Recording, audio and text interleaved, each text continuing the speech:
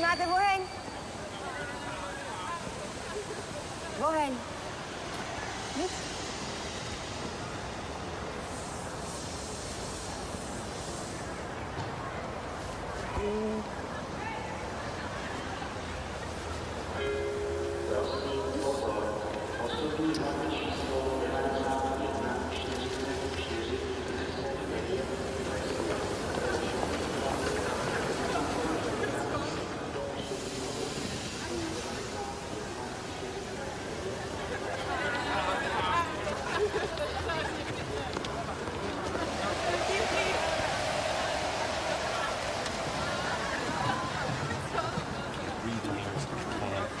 Now I got these college kids like a discotheque. Listen.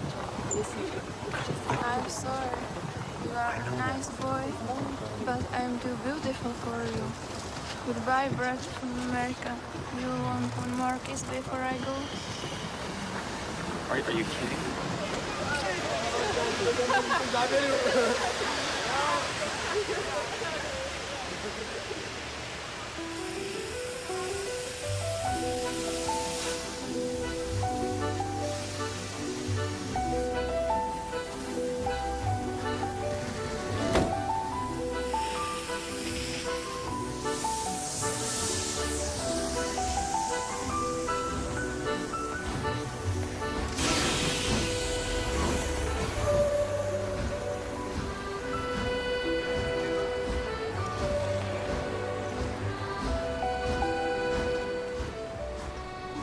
I'm here tonight to tell you about a father who loved his son and a son who loved his dad. The way this story is going to unfold for you is a little bit different because I want to bring it to now.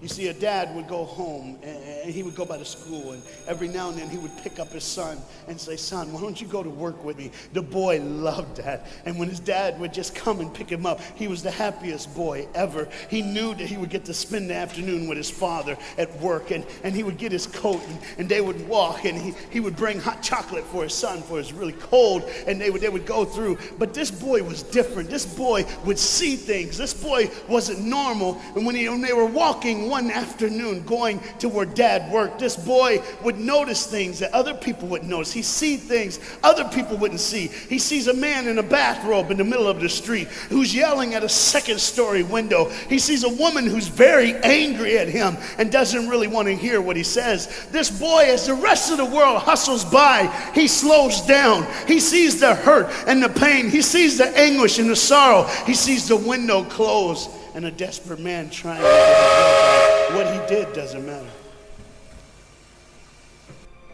That he hurting is all that matters. And this boy would see these things. His father rushes and gets him by the hand and says, "Let's go, we'll be late." He would stop and look one more time. Can I stop his pain? Can I stop her hurt? But the boy loved his father. They would go and they would catch the trolley. I think that's what you call it here. We call it a tram. Yeah, I don't know the words, but he would get on there with his dad, and the boy would just notice people. He would look, and that day, one particular, he noticed something as he got on the train. To explain something, as you can hear, there's a train coming, and I got to get through this before the train gets here. He saw a man, he saw a woman. He saw that the man seemed very happy and the woman seemed very sad, and he couldn't understand why they could be together and one be happy and the other be sad. He couldn't understand that, but the little boy knew that there was something wrong. He had this feeling, this instinct that was amazing, how he cared for other people. But he loved none other than his father. He knew his daddy loved him. And as he watched the world and their hurt and their pain, he knew that he would always have a father. But even notice this. I need you to understand as you hear this story and get involved in the life of this man and his son. I need you to notice that there's no mom. As they walked through the woods, the boy would say to his father, Dad, what will I do when I grow up? What will I get to do? Will I get a cool job like yours? How will I work? He said, I don't know, but I want to change the world. I want to do something great. I want to do something wonderful. I want to help people. I want to do something that could change the lives of anyone. I just want to be that great. I just want to do something good. And as he walked with his dad would say, son, you will be great. You will be awesome. You will change the world. Your life is going to be incredible. But there was a train coming. There's always a train coming. The train is called life. We're all on the train of life, just riding. Whether we realize the truth or not, whether we realize what's happening or not, we're all on that same train tonight. Only God has saw it fit for us to be in the same room, in the same car, for such a time as this.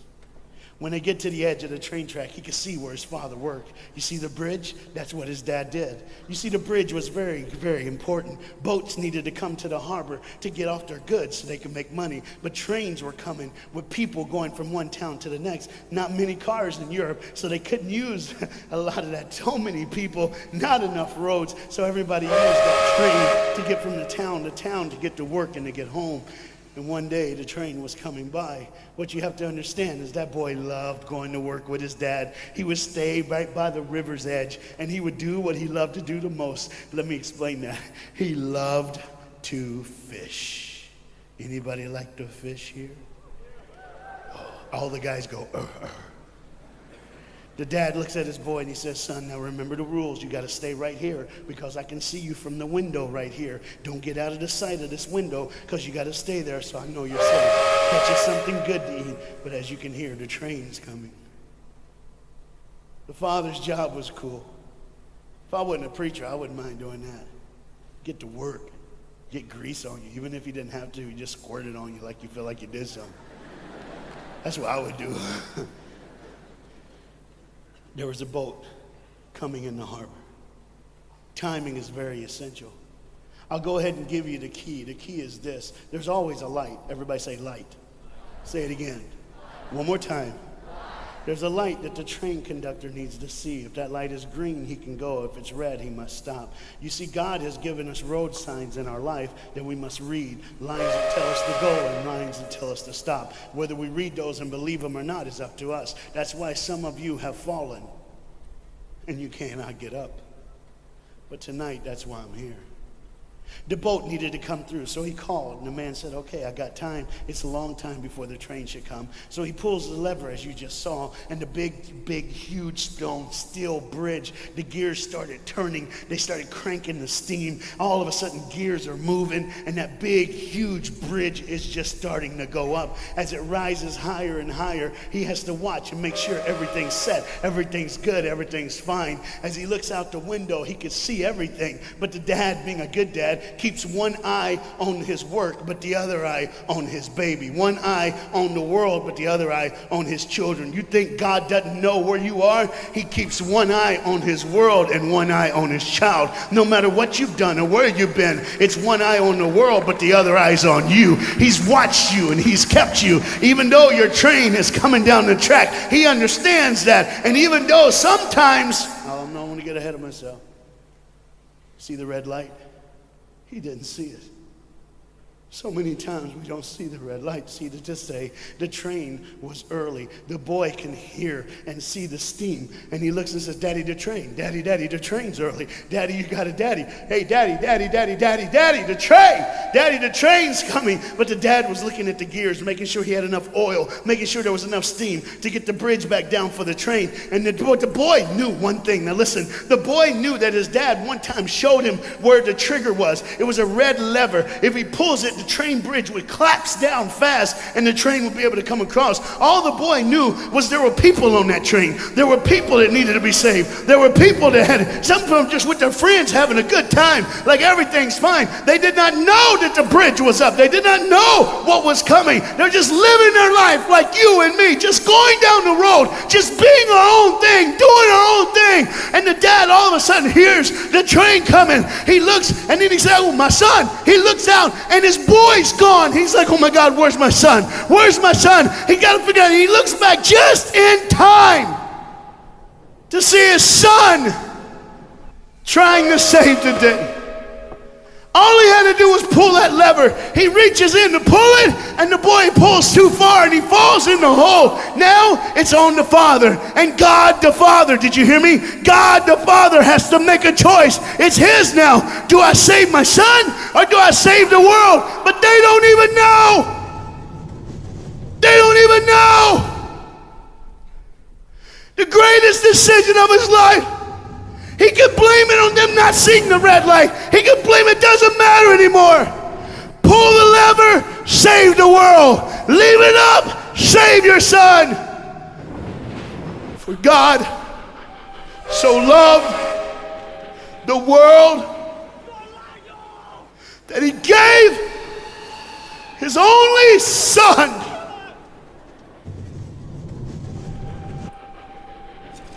Whosoever believes in him will not perish. 3, 2, 1. It's over. And they didn't even know. They never would know. They didn't even know the train goes by. It's fine. Everything's cool. The bridge is down. Just like always. It's always going to be down. Are you hearing me tonight? He gave his only son. For God so loved the world that he gave. And you know what's amazing? I wonder what God did right when his son died on that cross. When he breathed his last breath. When he took that breath and he breathed and it was over. Here's what the Father would have looked like. They didn't even know, just trying to think of their life. Just trying to figure out what they're going to do next. Just thinking about the person they're going to see, the people they're going to hang out with. Just trying to be, just loving, caring. Doesn't matter if you're blind. Doesn't matter if you're putting on a little more makeup, trying to look pretty for somebody, or just wearing another mask. It doesn't matter. God gave his son for you. What will I do when I grow up? Where will I go when I grow up? What can I change? And there was a girl in the bathroom on the train, liquefying her heroin to shoot up one more time. He died for her. He died for her. But in one moment, are you listening? In one moment, as the Bible says, everybody gets a chance. In one moment to see the look of the Father when he knows when you realize what he did for you, when you realize the sacrifice, when you realize he let his son die so that you can live, when you realize what he did, no matter what you're doing, no matter where you're at in this life, no matter what you're a part of, you gotta stop. You gotta stop. Even if it's for 1 second and think, my God, he did it for me. He did it for me. And I pray to God you drop what you're doing. Drop what you're doing. With all the pain and the hurt and the sorrow in the world, he did it for you. That's why you're so quiet. You see, the train's coming. The train's coming. Everybody has things, you have ways of I don't want to do that. I don't want to, but why do I keep doing it? Even Paul said, why do I do? My flesh tells me, and I do what I know is wrong, and I don't do what I know is right. You got to understand tonight, the fight is on, and we can win. We become more than conquerors through Jesus Christ. And I'm not preaching just for me, I'm preaching on behalf of you. But what you got to understand is, there had to be a moment in those 3 days when Jesus died on a Friday and rose again on a Sunday. There had to be this moment. Go ahead, look at the screen. When it was just God and his baby and his son.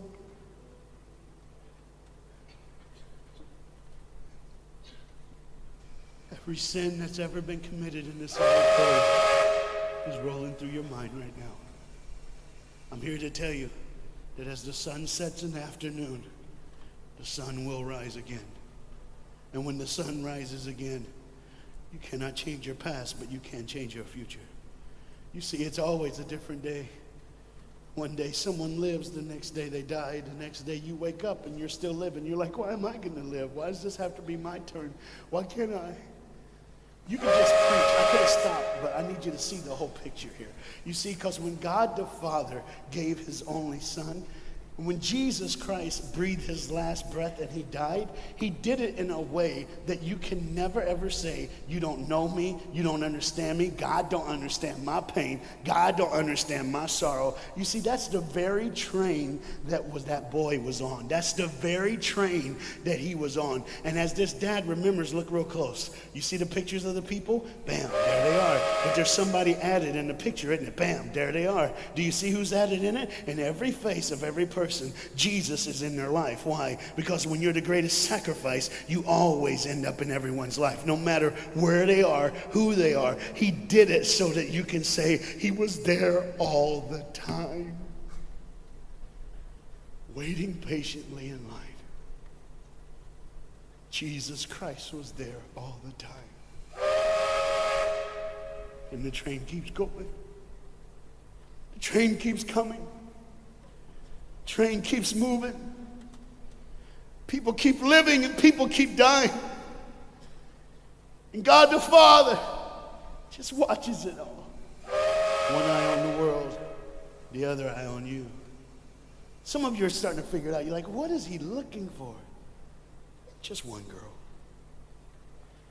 Because see, the whole horrible day, God only had his eyes on one person. And it was just a day on the street corner. When he walked by, he saw a girl with a babe. And she saw him. Do you get it? Old things are passed away. Behold, all things become new. He did it so that we can live. No matter what the sin, no matter what the pain, no matter what the sorrow, the sacrifice was perfect. It was perfect. And it was for you. And God the Father watches it all unfold. And all he can say